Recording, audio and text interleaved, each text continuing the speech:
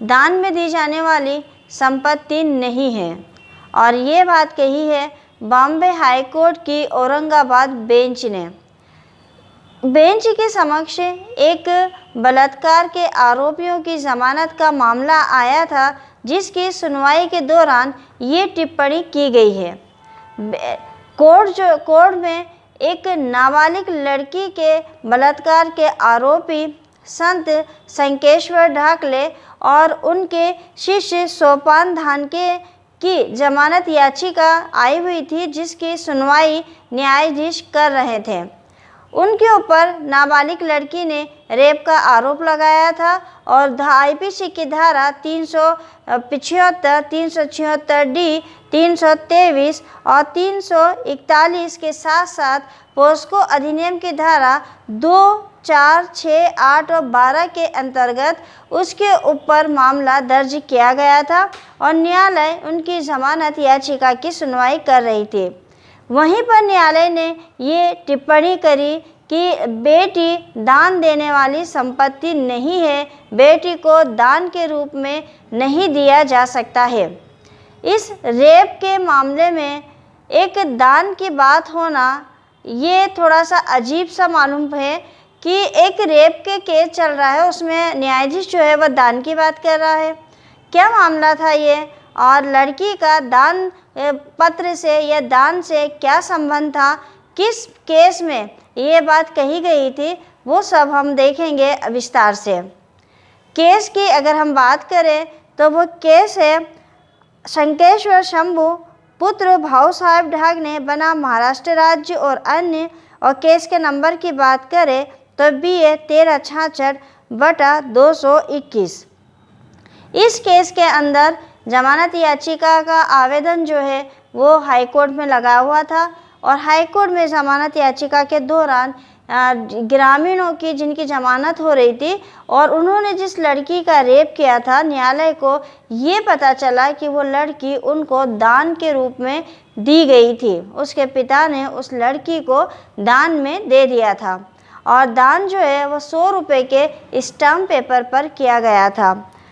दोनों आरोपी लड़की और उसके पिता के साथ जालना जिले के बदनापुर के एक मंदिर में रहते थे। अगस्त 2021 को लड़की ने दोनों के खिलाफ दुष्कर्म का मामला दर्ज कराया था, जिसके बाद उन्हें गिरफ्तार कर लिया गया। जस्टिस कंगनवाड़ी अपने आदेश में अभियोजन पक्ष की इस दलील पर ध्यान दिया कि 2018 में लड़की के पिता और ढकने के बीच 100 रुपये के स्टाम्प पेपर पर दान पत्र के रूप में एक दस्तावेज तैयार किया गया था। दान के रूप में लड़की को क्यों दिया गया, ये एक चिंता का विषय था और जो न्यायाधीश थे विभा कंगनवाड़ी, उन्होंने इसके ऊपर आपत्ति जताई और उन्होंने इस मामले की पूरी जांच करने के लिए बाल कल्याण समिति से कहा। उन्होंने कहा कि एक नाबालिग लड़की को दान में दिया जाना ये एक परेशान करने वाली बात है। कैसे कोई एक पिता अपनी नाबालिग लड़की को दान में दे सकता है? उस नाबालिग लड़की के भविष्य को ध्यान में रखते हुए उन्होंने जो बाल कल्याण समिति थी उसको इसके मामले की पूरी जांच करने के लिए कहा। और ये जो दान दिया गया था, ये दान भगवान के समक्ष दिया गया था, भगवान को साक्षी मानकर दिया गया था और 100 रुपये के स्टाम्प पेपर पर दिया, लिखा पढ़ी की गई थी। स्टाम्प पेपर जो था वो संत ने ही खरीदा था। जब न्यायालय ने दोनों आरोपियों को हालांकि 25,000 के मुचलके पे तो छोड़ दिया, उनको जमानत दे दी, लेकिन उन्होंने उसकी केस की आगे की तारीख भी दे दी जो 4 फरवरी है, उसमें उसके आगे की सुनवाई की जाएगी। कोर्ट ने उन्हें जमानत तो दे दी, लेकिन जब आरोपी से कहा कि भाई वो दस्तावेज़ों को पेश करें, वो ये बताएं, साबित करें कि उनको दान में ये लड़की दी गई थी, उनसे एक हलफनामा, लड़की का जो पिता था उससे एक हलफनामा मांगा गया, लेकिन लड़की के पिता काफ़ी समय तक हलफनामे को टालता रहा कि वो बीमार है और हर बार कुछ ना कुछ नए बहाने करता गया। फिर जो हलफनामा न्यायालय में पेश किया गया वो हलफनामा जो था वो संत की तरफ से पेश किया गया था।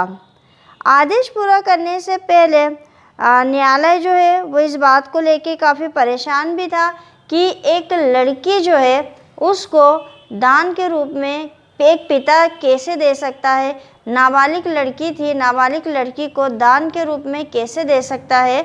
और एक ऐसे संत को दान में दिया गया है जिसके ऊपर उसी लड़की का, जो उसने दान के रूप में ग्रहण की है, रेप का आरोप लगाया गया है। तो क्या नाबालिग लड़की और जो उसकी गोद लेने की प्रोसेस थी उसको फिर न्यायाधीश ने बारीकी से देखा और उन्होंने ये पाया कि बाबा ने 2018 में लड़की को दान में लिया था, लेकिन 2018 से लेके अभी तक गोद लेने की जो प्रोसेस है वो चल रही है।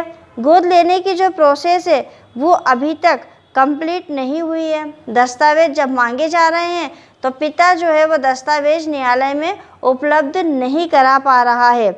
तो यही वजह थी कि जो हाई कोर्ट है उसने इतनी बड़ी बात कही और बात कहने के साथ साथ इसकी जांच के लिए भी कहा है कि इस पूरे मामले की जांच की जाए। इस पूरे केस को अगर आप और अच्छी तरह से समझना चाहते हैं, पढ़ना चाहते हैं और देखना चाहते हैं तो सब्सक्रिप्शन बॉक्स में मैं इसका जो लिंक है वो भी आपको शेयर कर दूंगी। और मेरा जो ब्लॉग है आइला टॉक्स नाम से और जो वेबसाइट है उसकी लिंक मैं आपको शेयर कर दूंगी, तो आप उस पर जाकर इस केस को अच्छे से स्टडी कर सकते हैं। तो मित्रों, आज का ये जो केस मैंने आपको बताया है ये एक ऐसी लड़की का केस था जो नाबालिग थी और जिस व्यक्ति ने उसको गोद लिया था, जिस तथाकथित संत ने उसको गोद लिया था, उन्हीं के ऊपर उसने सामूहिक रेप का आरोप लगाया था। तो ये पूरा मामला आपको अच्छे से समझ में आ गया होगा। अगर वीडियो आपको पसंद आते हैं तो लाइक करिए, कमेंट्स करिए, अधिक से अधिक शेयर करिए। मिलते हैं अगले वीडियो में एक नए विषय के साथ, तब तक के लिए शुक्रिया, धन्यवाद।